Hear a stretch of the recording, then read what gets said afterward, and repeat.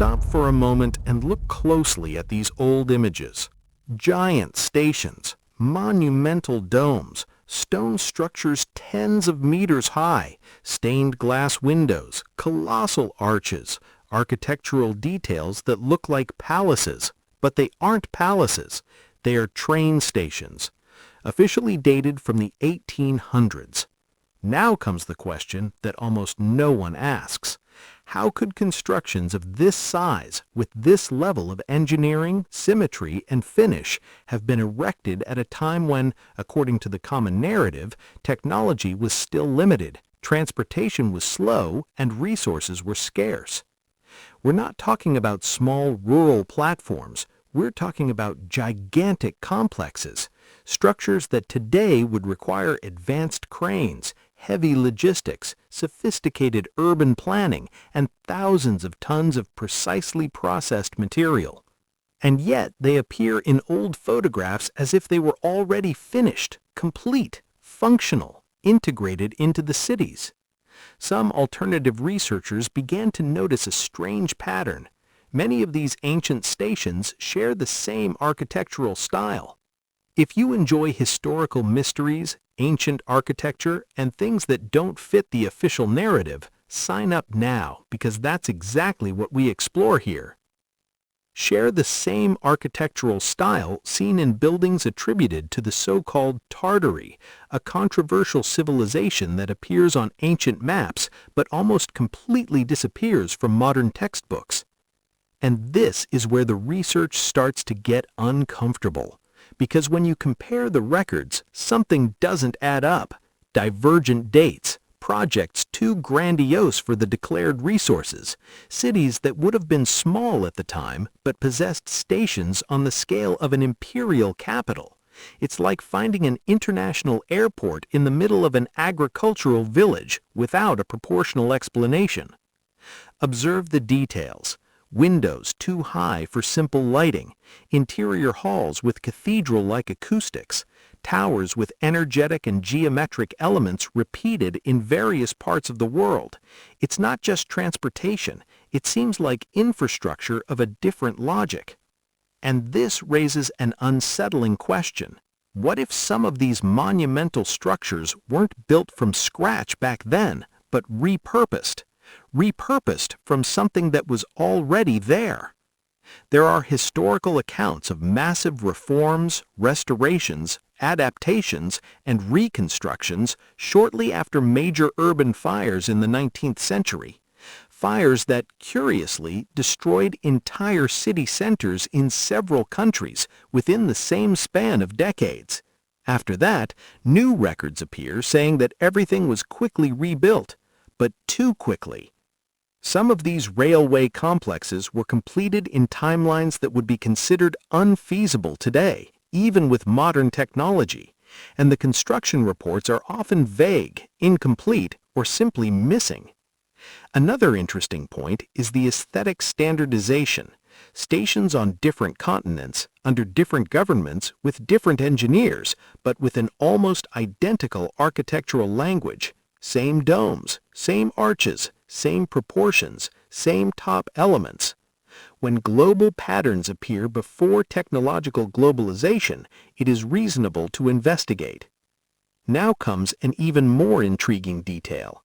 Many of these stations were later simplified, partially demolished, or modernized, losing precisely the most complex and ornate elements, as if something were being removed, not preserved. Before and after photographs show removed domes, dismantled towers, and reduced facades. The official justification is almost always maintenance costs, but what is striking is that the parts removed are precisely those most unusual from a functional railway standpoint. Why remove something that was already built and working?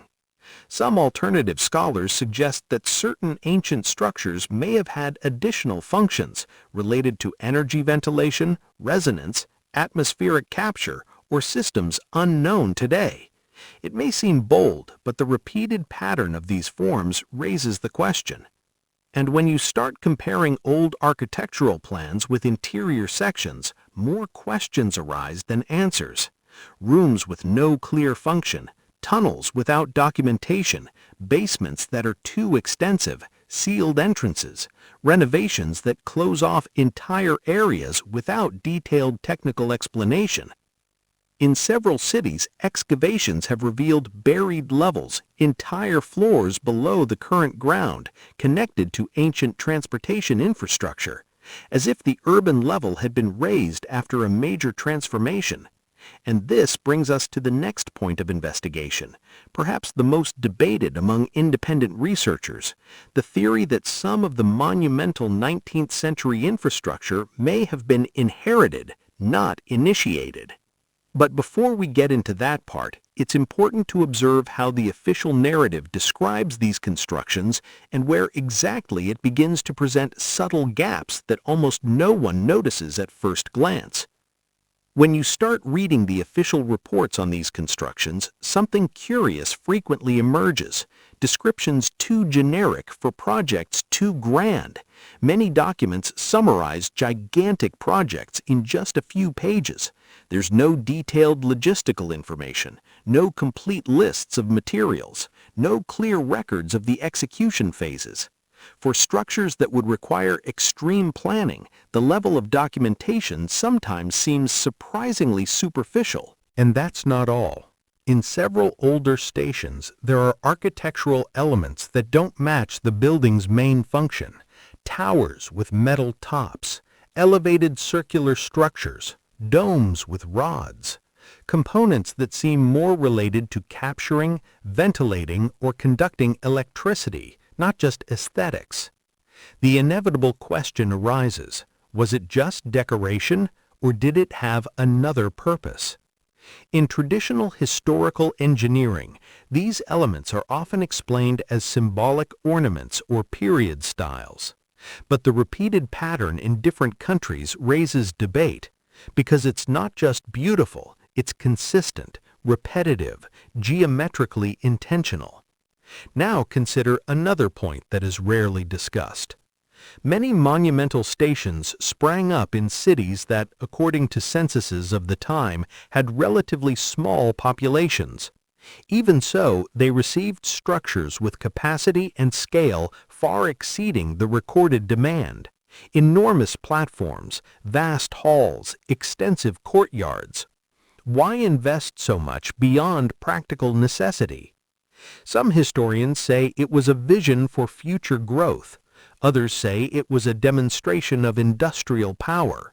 But when this happens repeatedly in different regions, under distinct economic contexts, the explanation begins to lose uniform force. And then the old maps appear. Maps from the 18th and early 19th centuries show entire regions with names that no longer exist, vast territories labeled as Tartary. In different variations, Great Tartary, Independent Tartary, Chinese Tartary.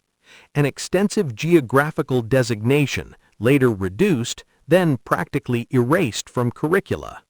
What exactly was Tartary? In academic history, the term is treated as a generic European label for regions of Central Asia and nomadic peoples.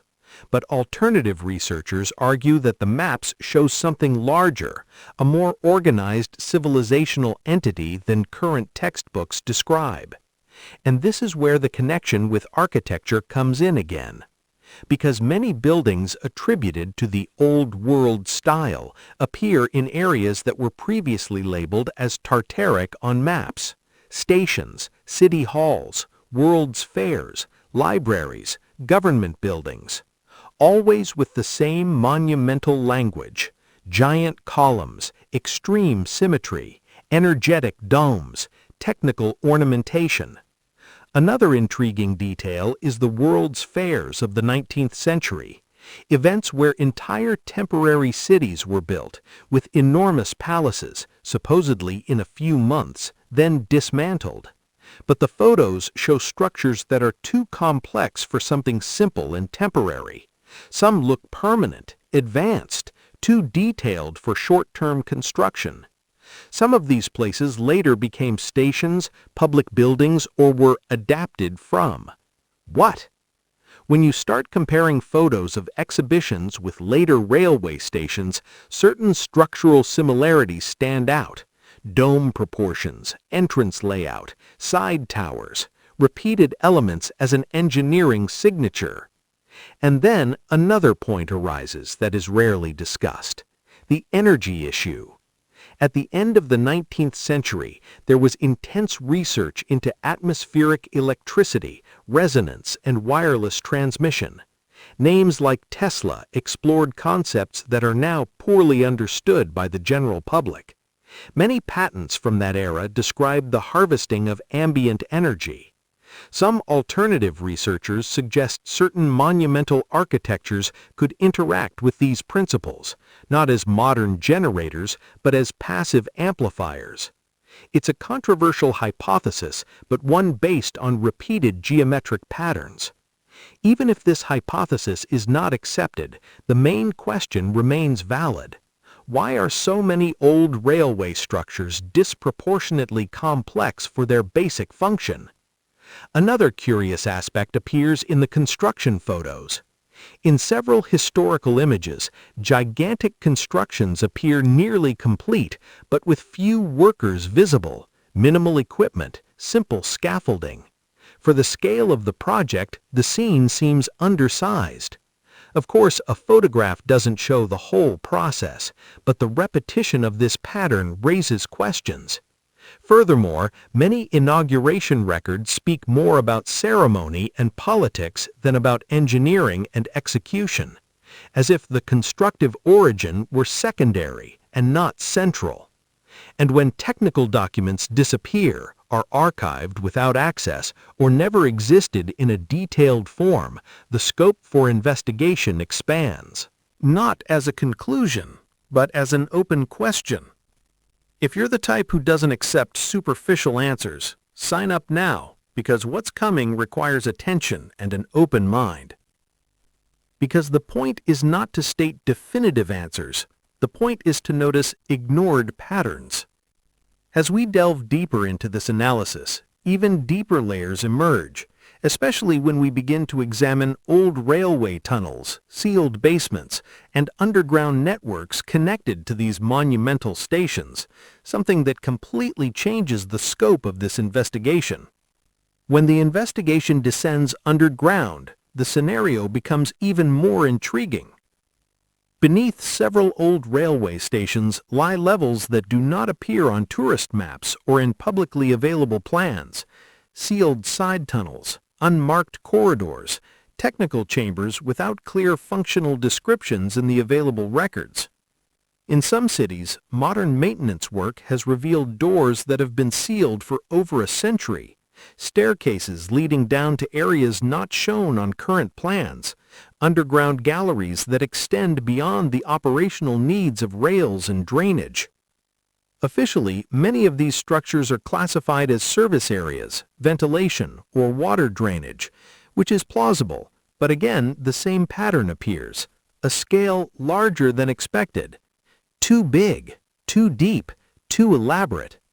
And this connects to another recurring phenomenon in old cities, the so-called buried floors, historic buildings where what is now the basement was clearly once the ground floor. Partially buried windows, doors that now open onto earthen walls, facades that continue downwards beyond the current street level. The traditional explanation speaks of gradual urban growth, street resurfacing over decades, sediment accumulation, and renovations. All of this does indeed happen, but in several locations, the volume of burial seems too great for the recorded time interval, especially when it appears simultaneously in different cities and countries. Some independent researchers link this to large-scale land cover events, theories that vary widely, ranging from regional catastrophes to poorly documented large-scale urban leveling projects. The important thing here is not to accept the theory, it's to notice the physical pattern. Partially hidden structures, subterranean infrastructure disconnected from the surface narrative. And when we return to the monumental railway stations, we see that many of them also have extensive lower levels, some now inaccessible, others converted, others simply closed. Now observe another detail that is rarely discussed. Many ancient stations were built with materials and techniques that today would be considered excessive for a transport terminal. Massive stone blocks, monolithic columns, structural thicknesses far exceeding the necessary load, deep and complex foundations. Its architecture designed for permanence, not for quick use. This contrasts with the idea that railway expansion was rushed to keep pace with industrial growth. Haste usually leads to simplification, but in these cases we see sophistication. Furthermore, technical ornamentation. Not just decoration, but geometric patterns repeated with mathematical precision. Rosettes, symbolic friezes, harmonious proportions. Elements also present in observatories, capitals, libraries, and scientific buildings of the same era. When different types of buildings share an unusual structural language, a valid question arises. Was there a more standardized engineering school than we imagine, or was it a repurposed, earlier construction base? Another interesting layer emerges when we analyze photographs from the inauguration of these stations.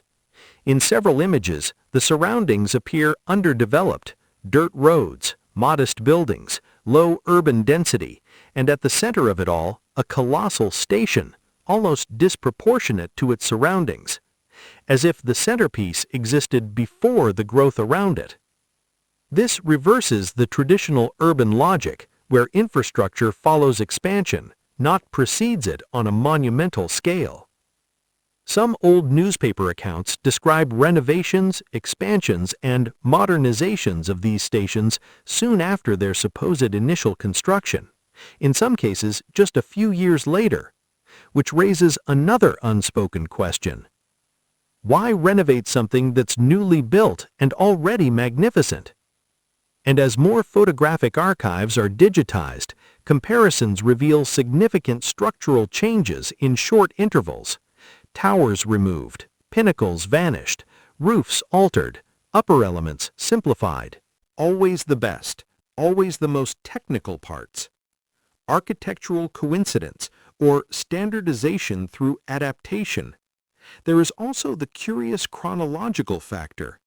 The great boom in monumental train stations, giant world expositions, and colossal public buildings occurred within a relatively short period of history, a few decades, across several continents, with similar styles, similar techniques, similar scales.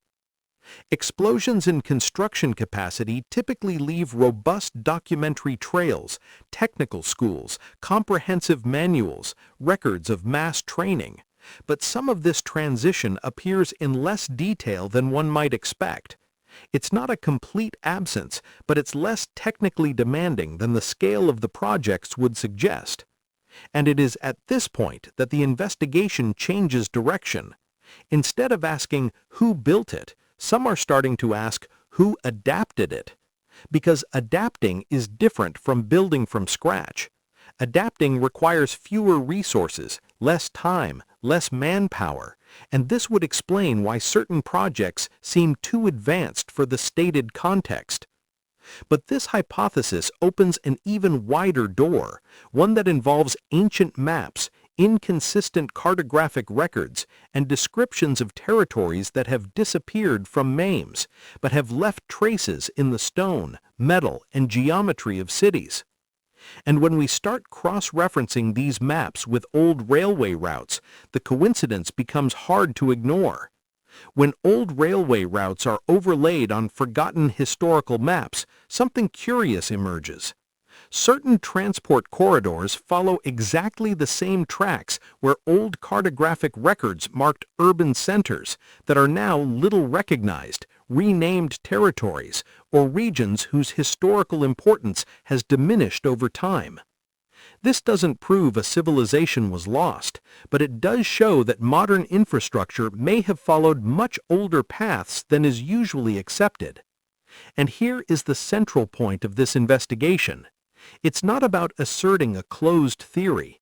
It's about observing patterns, repetitions, scales, proportions, documentary silences, reforms that were too rapid, structural complexity beyond what was stated, architectural elements without a clear function, extensive basements, removed rooftops, premature global standardization. When many signs point to the same strangeness, the question ceases to be mere curiosity and becomes a method. Perhaps the explanation is completely conventional and simply poorly documented. Perhaps there are little-accessed technical archives that answer everything.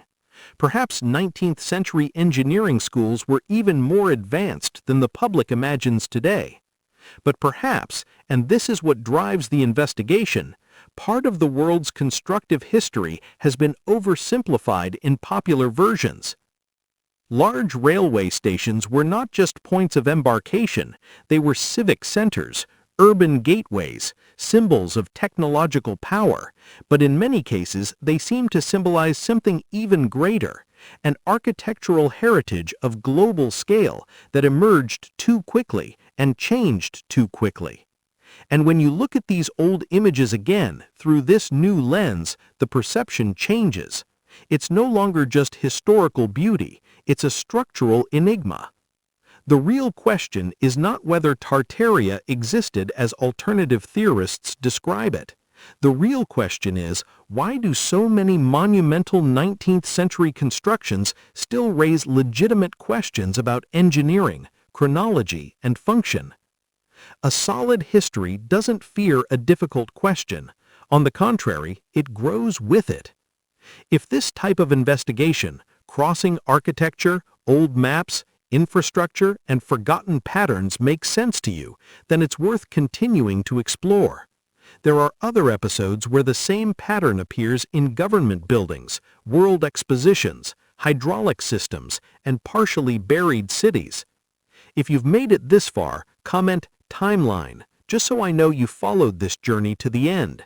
And if this type of investigative content grabs your attention, subscribe, because that's exactly what we explore here, calmly, in depth, and with an open mind. There's a video over here that expands on this investigation with comparative images and rare maps. It fits perfectly with what you saw today. Click and continue watching it.